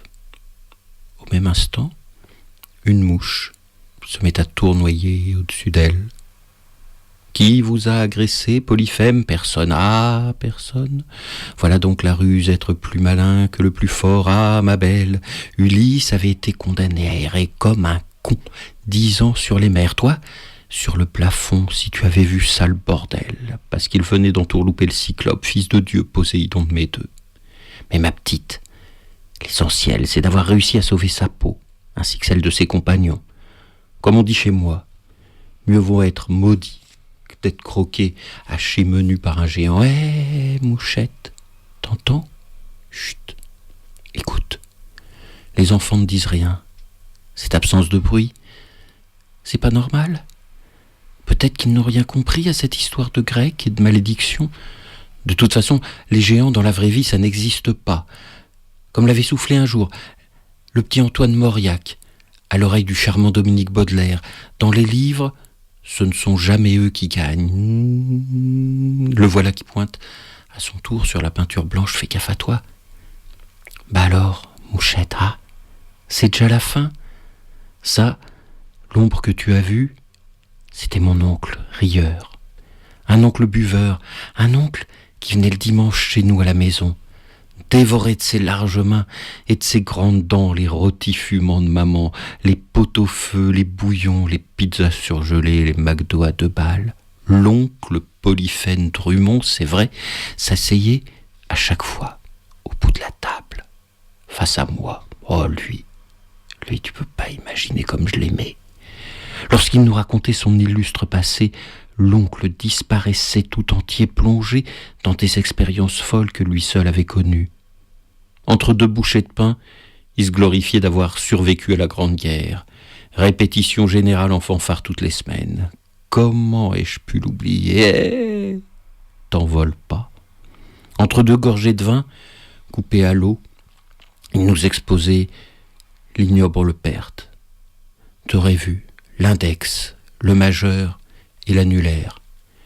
Une explosion qui t'aurait flingué les ailes. Bim! Les doigts disparus dans la nature déchiquetée.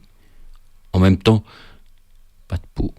Le type à côté de lui a perdu la tête au sens propre, ma petite. Sa tête a subi lors de la déflagration un sort similaire au doigt de mon oncle. Oh, sacré oncle Polyphème.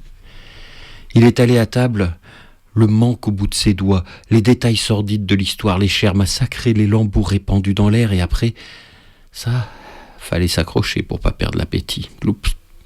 Manger Mangez, les enfants, nous vivons dangereusement mais joyeusement. C'était pas un homme cultivé, hein, mais il était fier de nous dire qu'il avait lu 2 gros livres dans sa vie. Quand il était tombé raide dingue de la jeune Lucette Garnier, pour lui faire la cour, il s'était inscrit à la bibliothèque où elle travaillait, et il avait choisi au hasard des rayons la lettre R, rappelée. Trouvant Gargantua et Pantagruel, il avait fait de Rabelais un exemple certain. Foi de gentilhomme, il vaut mieux pleurer moins et boire davantage. Mon Dieu. L'oncle Patrick, Patoche Polyphème, avait suivi ce conseil à la lettre, ce qui avait effrayé la petite bibliothécaire qui préférait de toute façon aux rots et aux bouteilles, on l'a appris plus tard, la délicatesse des bouches féminines.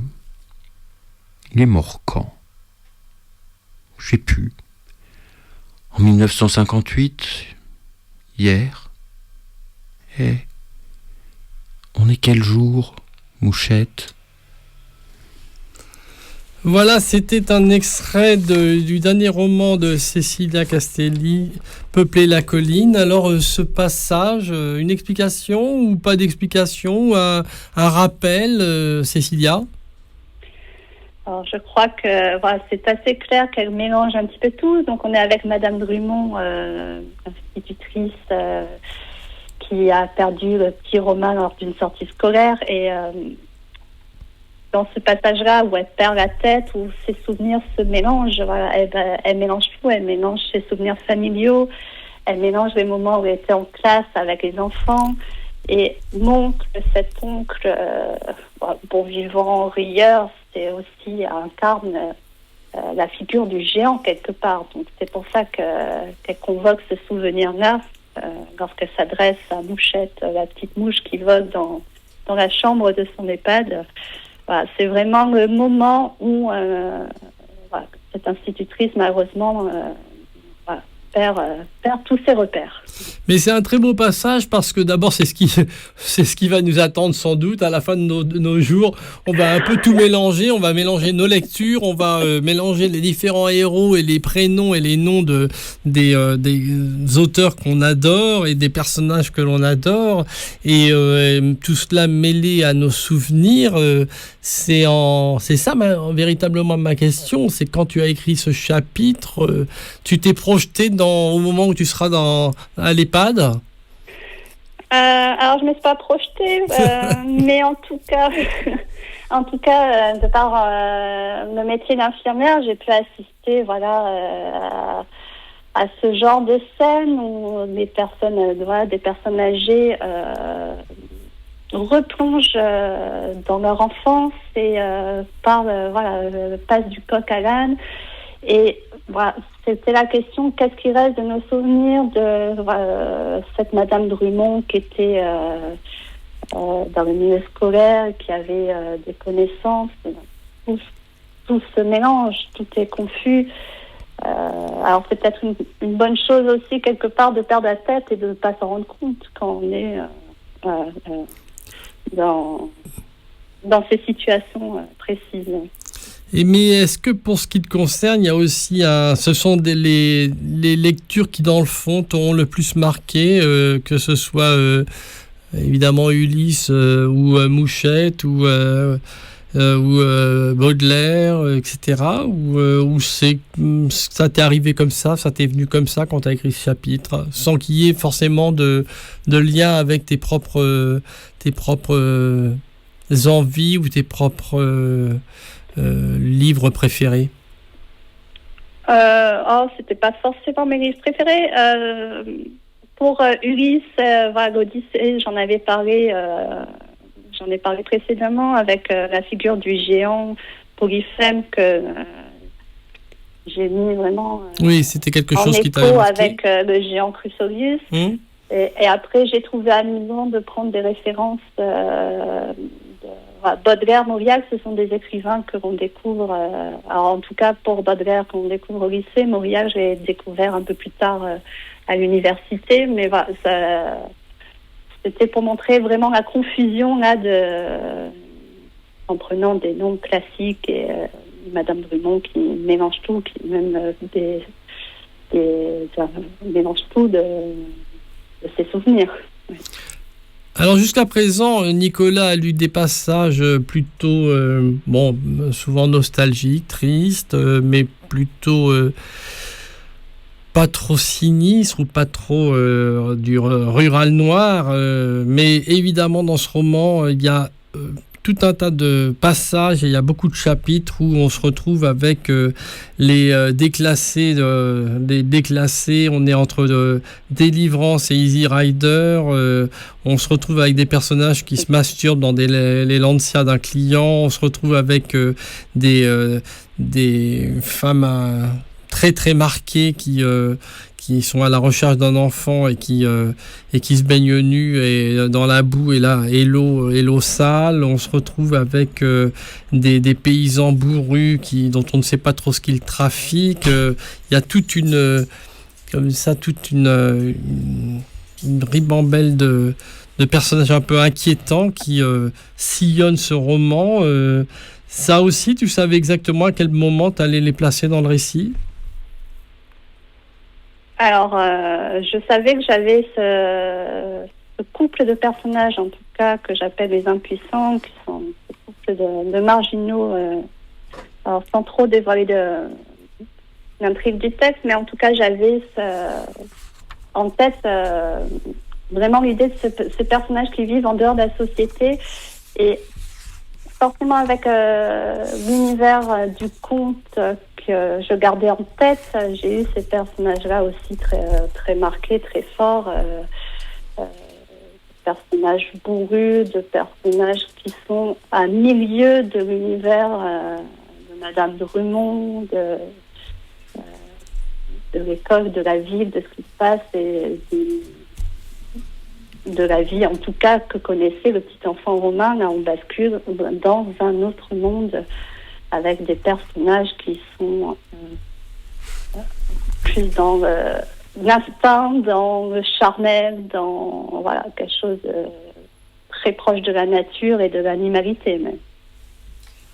Alors le titre Peupler la colline, tu vas peut-être nous donner une explication parce que page 182 du roman, tu écris la chose suivante: l'amour, c'est dépeupler la colline. Alors la haine, c'est peupler la colline ? Ah non, il ne faut pas prendre dans le sens en inversant. Peupler la colline, c'était parti vraiment de la colline de Crussol et c'était peuplé grâce à l'imagination, peuplé de fantômes, de disparus. Et puis, qu'est-ce qu'on fait de ces disparitions, de cette absence? On a un peuple avec nos souvenirs, on comble en tout cas ce qui manque avec l'imagination. Donc, c'était vraiment ça, peupler la colline. Et cette phrase-là, c'est la phrase de dépeupler la colline, justement, la phrase de Frédéric qui... Alors, j'essaie de pas trop dévoiler l'intrigue parce que c'est une partie importante aussi du livre. Pour lui, c'est se retrouver seul avec son camarade. Voilà, ça, c'est très symbolique pour lui et on va comprendre pourquoi. C'est important de se retrouver seul quand il revient plus tard et qu'il plonge dans ses propres souvenirs. Il enlève tout ce qui se passe autour, tout le superflu et le monde extérieur en tout cas, et il veut se retrouver seul avec le petit camarade qu'il a perdu.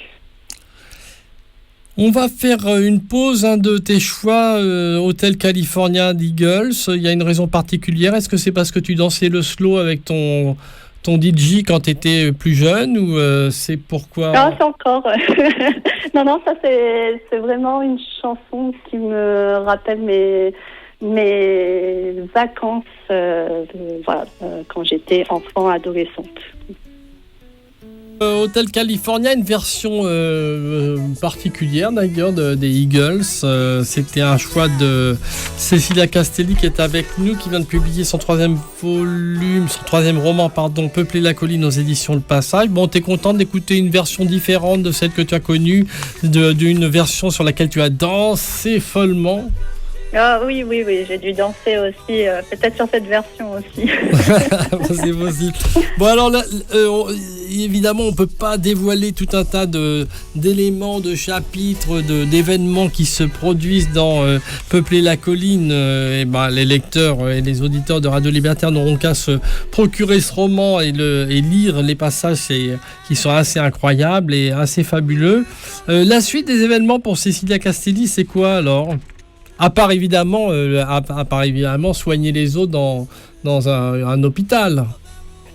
Là, je commence la promotion donc du livre, c'est-à-dire que je vais faire des rencontres en librairie, partir dans les salons, dans les festivals et rencontrer les lecteurs et rencontrer aussi les auteurs. Donc ça va être très chouette. Et tu es déjà en train d'écrire un roman, j'imagine. Oui. Oui. J'écris encore un roman qui est assez différent, mais pour l'instant, j'en suis vraiment au début, donc je ne pourrais pas dévoiler grand-chose pour le moment. Est-ce que tu sais où tu vas le situer géographiquement, celui-ci ? Il est pour l'instant situé dans une ville imaginaire. Voilà, donc il n'y a rien de définir. D'accord, après avoir trimballé tes personnages à droite et à gauche, ça y est, cette fois-ci, c'est nulle part. Voilà, ou partout, exactement. Bon, et alors, ce roman fantôme, là, qui risque de le rester, ce premier roman... fameux. Hein, ça va être l'Arlésienne. C'est le petit fil rouge, là.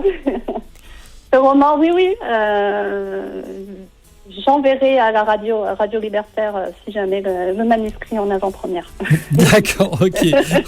On attendra ça avec impatience. Bon, justement, je crois qu'il y a, je ne sais pas si c'est possible de le voir, mais il y a un long portrait de toi qui a été réalisé par une télécorse, c'est ça ?